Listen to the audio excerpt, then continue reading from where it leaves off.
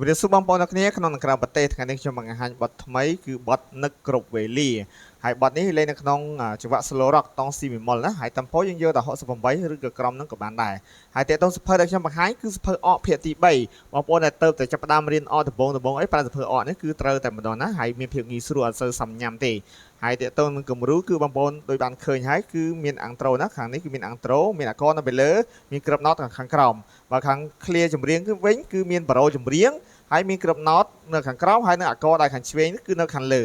អូខេឥឡូវកុំឲ្យខាតពេលយូរខ្ញុំនឹងបង្ហាញបទនឹកគ្រប់វេលានេះតែម្ដងសម្រាប់អាំត្រូយើងចេញពីក្របរេហ្វាហ្វារេ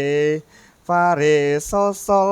ហ្វារេរេហ្វារេដូស៊ីដូហ្វានេះហ្វាទាបអានេះហ្វាខ្ពស់ហ្វាហ្វារេដូស៊ីសូលហ្វាសូលស៊ីនេះអាំងត្រូណាហើយអាកមានសូលមីណឺមានរេមានដូមីណឺហើយនឹងហ្វាមីមីមុលនិងស៊ីមីមុលតើតើនឹងចម្រៀងទី1និងចម្រៀងទី2ដូចតែគ្នាទេយើងចេះតែមក clear យើងលេងអាទី2នឹងបានអញ្ចឹងយើងចេញពីក្របរេណារេទាបរេហ្វាហ្វារេសូសូលហ្វារេរេហ្វារេដូស៊ីដូហ្វារេរេដូរេដូហ្វាស៊ីហ្វា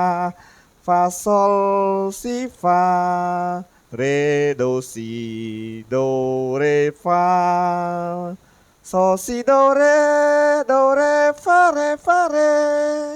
ដូរេដូស៊ីរេដូស៊ីសូលហ្វាដូរេហ្វាស៊ីហ្វារេដូស៊ីស៊ីនេះទីទៀមណារេហ្វាស៊ីសូលស៊ីរេ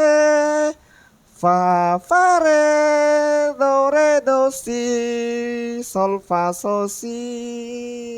ចឹងឥឡូវខ្ញុំចុចលើអកជាស្ដែងណាទី1យើងចេញពីអាំងត្រូយើងចេញពីរេហ្វាហ្វាហ្វារេនេះទម្លាក់អក្សរសូលចូលច្បាប់បាត់ហើយសូសូលហ្វារេហ្វារេដូស៊ីដូហ្វាហ្វារេដូស៊ីសូលហ្វាសូស៊ីសម្រាប់ចម្រៀងយើងចេញពីរេហ្វាហ្វារេសូសូលហ្វារេហ្វារេដូស៊ីដូហ្វារេដូរេស៊ីហ្វាហ្វាសូលស៊ីហ្វារេដូស៊ីដូរេហ្វា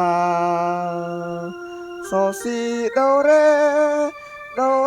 ហ្វារេហ្វារេ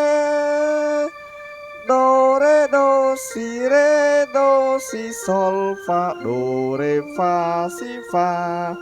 រេដូស៊ីរេហ្វាស៊ីសូលស៊ីរេ